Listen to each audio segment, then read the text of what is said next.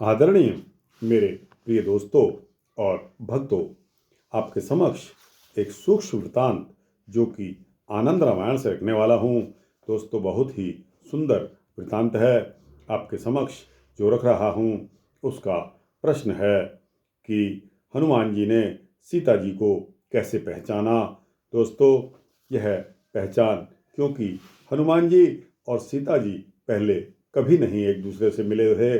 दोस्तों, यह तो वक्त की पुकार थी कि हनुमान जी के साथ श्री राम को मित्रता करनी पड़ी, और वह भी किस लिए? सीता जी को ढूंढवाने के लिए। तो दोस्तों, यह वृत्तांत श्री हनुमान जी द्वारा सीता जी को ढूंढने के लिए जब लंका के लिए प्रस्थान होता है, उसी सर्ग 9 के अंतर्गत, आनंद रामायण के अंतर्गत आता है।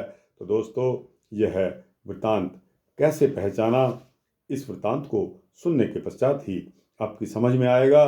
दोस्तों, 3-4 मिनट का यह वृत्तांत होने वाला है, अतः आप दोस्तों से विनती है, भक्तों से प्रार्थना है कि बने रहिए।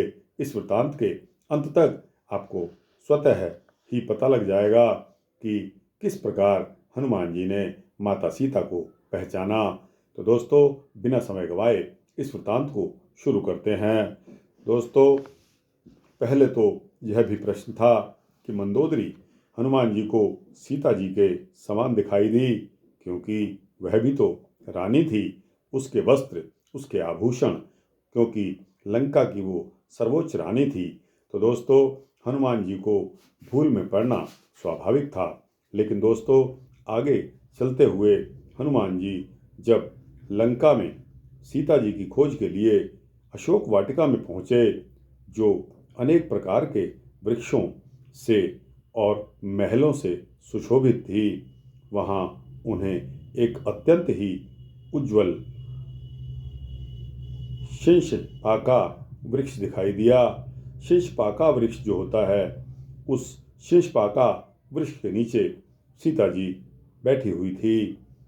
अश्विनी, अपनी पुत्री सीता को हनुमान जी ने देखा, और सीता जी ने अपने बालों में एक चोटी बना रखी थी। वे अत्यंत कृश एवं दीन हो चुकी थी।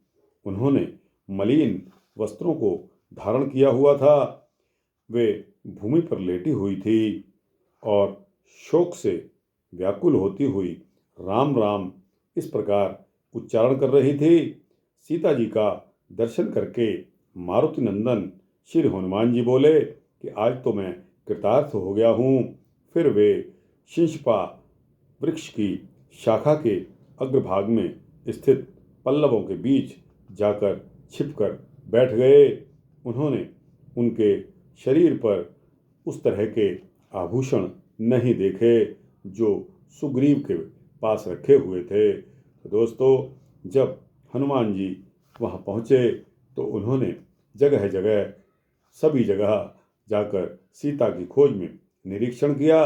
वे रावण का दरबार भी देखाए, सभी राक्षसों को भी उन्होंने बहुत बेइज्जत किया, उनके दीपक बुझा डाले। फिर जहाँ कुंभकर्ण सोया हुआ था, जहाँ उनका भाई पूजा कर रहा था, जो कि भगवान की तरफ बाद में आ गए। दोस्तों, इस प्रकार सीता जी की दशा अत्यंत दुर्लभ थी और उनके वस्त्र मैले कुचैले थे। इस प्रकार हनुमान जी ने सीता जी को पहचान लिया। दोस्तों, यह वृत्तांत एक सूक्ष्म वृत्तांत था। आपको कैसा लगा?